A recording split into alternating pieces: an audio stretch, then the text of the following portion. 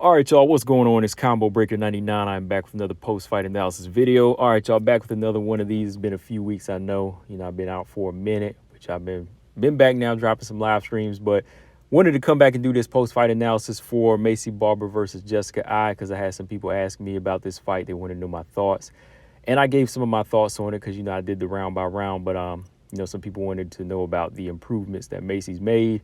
So I said, yeah, I'll do a round by round on it. I'll talk about it and, kind of give you my just my post-fight thoughts on the performance. First off, I got to say, shout out to Maycee Barber, because even though she's always talking, she's one of those fighters that just has that ego about her. But, that a lot of people can't stand. I have to say, she's bringing that ego, but this is what we need in the division. Like, whether you like her or not, whether somebody's playing the heel or the good guy, you need this type of energy in the division. You need somebody that's talking, somebody that likes to fight. And Maycee Barber, she likes to fight. You know what I mean? Like, whether you think she has a lot of skills, Macy likes to fight.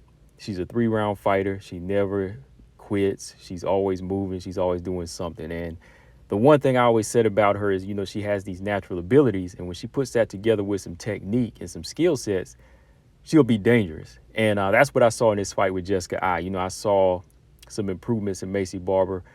I saw Maycee Barber that, is improving on her game from the last fight against Montana De La Rosa. I seen a stronger Macy, one that likes to fight on the inside, one that doesn't mind engaging, and one that's learning how to use her physical strength and move her weight around in there. Because, Jessica Eye, I said going into this fight, she's going to be, using her range. She's going to want to box more. She's going to use that jab. But she took the wrong approach. She took that approach that she used in the JoJo fight where she just wanted to clinch, press, and try to dog. But Maycee Barber, she has dog in her. That's the one thing about Macy. She's always bringing is that dog fight. Like, if you are right there and you're going to give her some flesh to connect on, she's going to work. And that's what Jessica Eye did in this fight. She just fought the completely wrong fight, didn't use her range, didn't use the experience that she had after all these years, and didn't use that jab and the boxing ability I thought she had. So Maycee Barber just fought a very smart fight, outside and inside, good on the inside, with the strength. I think that she was very effective with her inside game, the body attack, the elbows, even the head kicks from the outside, fighting at a range. Very, very good performance by Maycee Barber, against a veteran in Jessica Eye. I think that Maycee Barber clearly won every single round in this fight. I think that Jessica Eye just brought the wrong game plan and just didn't have it. That's why she retired. That's why she just retired. After a long layoff, about a year, she just came back into it, after these injuries and just being on the downside with a 4-fight losing streak now. She just called it quits after this fight. And I mean, that's for the good, which I'll talk about here at the end of the video. But round one, man, let's go back and look at round one. I mean, right away, when Jessica Eye wanted to press in for the clinch, Maycee Barber was able to control that clinch with her knees. She kept her composure. She had her back to the cage, but she was still getting that work in. I wasn't boxing, like I said. She was just doing a lot of this holding and pressing like the JoJo fight while Barber's working with these hard elbows, using these elbows and using some good strength to create space. When she created space, Barber's was able to kind of get that reverse on Jessica Eye and just crack some more of those elbows on the brow. And you can see that Eye looked lost a bit in this fight. She wasn't using her range. She's just fighting on the inside here with these ineffective strikes. Just really wasn't doing anything smart here. She was trying her best to do this type of, pressure, this type of pressure wrestling, but it was just ineffective. Maycee Barber's the one busy on the inside. That's why I said when you get on Maycee Barber and you give her a phone booth type of fight, she's going to work. She's one of those fighters with those mean streaks in her like that, But finally, when they created space, whenever they're trying to create space on the cage, you could see Maycee Barber just really like taking advantage of this. Because, I mean, she was like landing some big elbows. I mean, Jessica, I wanted to create that space by that point, but Barber created a knot on Maycee Barber's head, right over the right eyebrow. If you go back and look at it, you can see that those elbows are really doing damage there. So I gave the first round to Maycee Barber clearly, just because of the inside fighting and landing at more significant strikes, the knees to the body, elbows upstairs. Second round, I know some people thought was competitive and they gave it to Eye, but I still couldn't give that to Eye. I gave it to Maycee Barber. I said, Jessica Eye came out trying to jab, right? But the minute she threw this lazy jab and she got countered with an overhand right by Maycee Barber, good solid overhand right too, from the southpaw stance, she quit trying.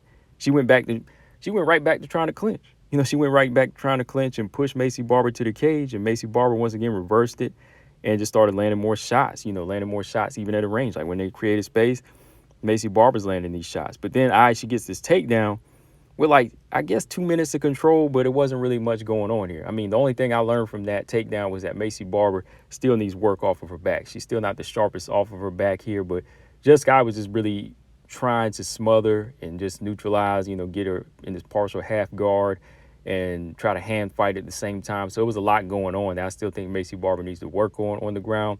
But significant strikes landed.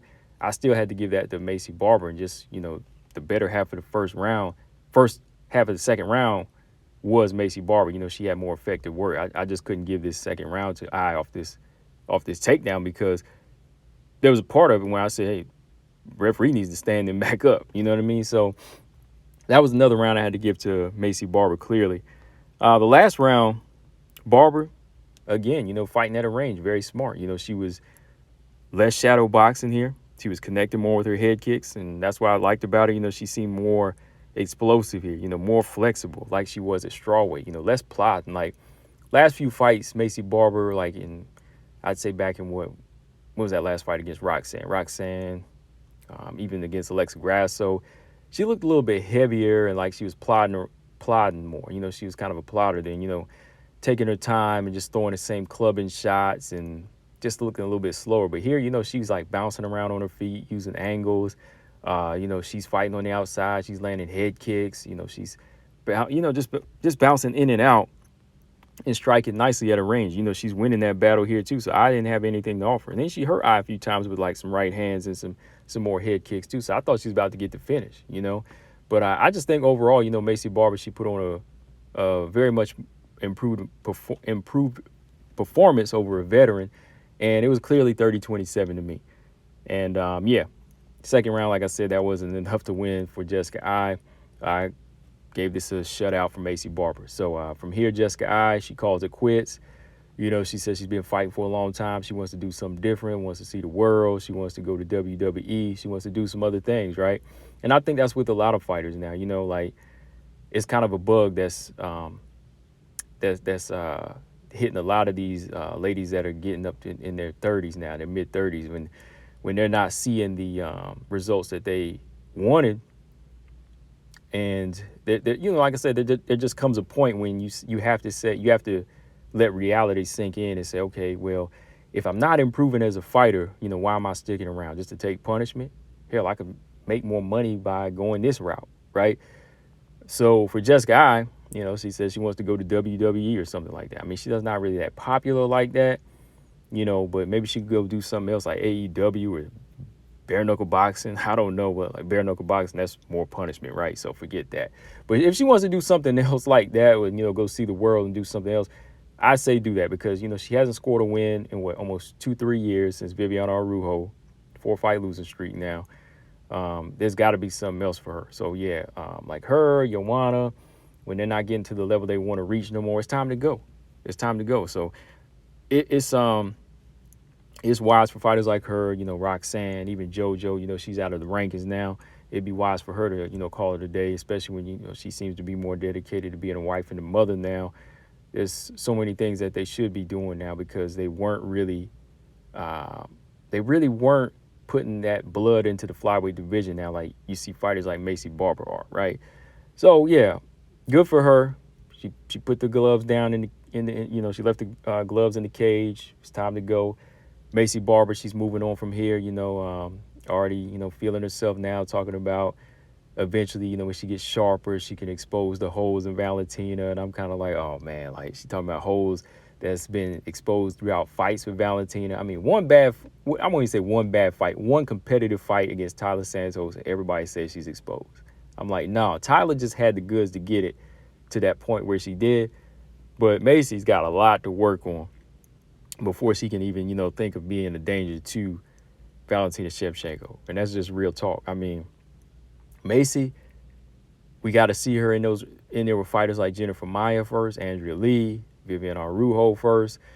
call those names out first. Don't even worry about the champ. I mean, it ain't 1 or 2 fights away. It's still another good 3, 4 fights. You only you'll probably be number 10 by now, but there's other fighters ahead of you that are in that lineup. Like, whenever Tyler Santos gets better, I mean, she could possibly be another rematch for Valentina Shevchenko. You know what I mean? Manon Fiorot's there. So those fighters there, they're legit. Like, I think Macy's improving, but it's not enough to say she's part of a triple threat for me at this point. So, yeah, man, let me know in the comment section what y'all thought of the fight as far as Maycee Barber's improvements. Did I see any in there? Like I said, yes, I did. She's building off of what she's worked on in her last fight. More confident in her striking, less shadow boxing, good inside fighting. She definitely looks stronger, working her elbows and whatnot. Now, things she need to work on is just fighting off of her back, defense a little bit more, just things like that. And controlled as well. I'd say control in the clinch because, Jessica, I did press her a lot on the clinch. You want to avoid those type of situations. You got to be able to break and go back to the center a lot faster than that. Don't let somebody just press you minute after minute because you never know what the judge is going to say, right? So, yeah, let me know, guys, what y'all think. Combo Breaker 99. I'm out. Subscribe. Peace.